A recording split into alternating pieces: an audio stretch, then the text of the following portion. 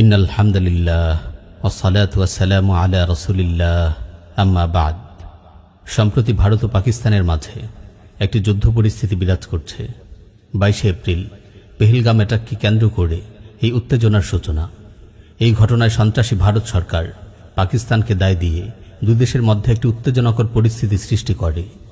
সর্বশেষ 6 মে দিবাগত রাতে ভারত পাকিস্তানে সরাসরি আক্রমণ করে বসে, যেখানে তারা সন্ত্রাসীদের ঘাঁটি আখ্যা দিয়ে আল্লাহর ঘর মসজিদকে লক্ষ্যবস্তু বানায়।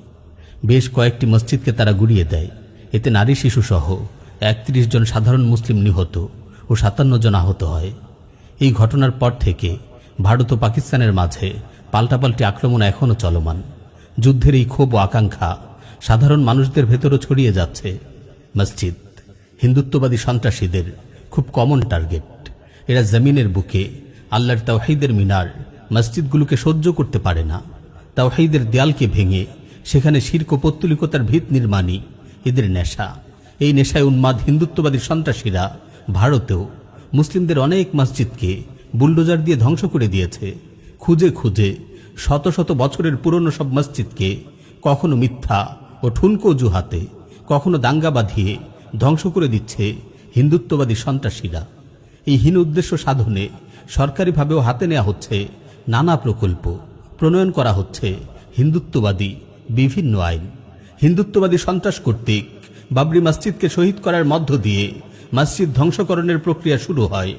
সেই প্রক্রিয়ার সন্ত্রাসী হাত এখন প্রসারিত হচ্ছে ভারত জুড়ে প্রতিষ্ঠিত সকল ঐতিহাসিক মসজিদের দিকে। বারাণসীর জ্ঞানপাপী মসজিদ, মাথুরার শাহী ঈদগাহ মসজিদ, দিল্লির বিশ্ববিখ্যাত কুতুব মিনার, এরকম বিখ্যাত মসজিদগুলো সহ আর অনেক মসজিদকেই তারা মন্দিরে রূপান্তরিত করার জন্য পায়তারা চালিয়ে আসছে।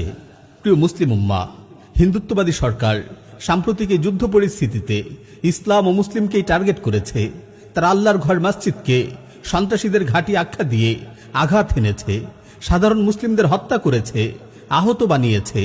হিন্দুত্ববাদী ভারতের বর্তমান প্রতিটি পদক্ষেপই যেন ইসলাম ও মুসলিমদের বিনাশে সংগঠিত হচ্ছে। আমরা মনে করি এসব প্রত্যেকটি ঘটনাই গাজওয়াতুল হিন্দের উদ্ভাবনী পদক্ষেপ। বর্তমানে উপমহাদেশের প্রত্যেকটি দেশেরই অভ্যন্তরীণ রাজনীতি, ভূরাজনীতি ও আন্তর্জাতিক রাজনীতি উত্তপ্ত ও উত্তেজনাকর পরিস্থিতিতে আছে। বিশেষভাবে পাকিস্তান, ভারত, বাংলাদেশ এই তিনটি অঞ্চলকে ঘিরে বৈশ্বিক পরাশক্তিগুলোর দ্বন্দ্ব আরও সুস্পষ্টভাবে সামনে আসতে যাচ্ছে।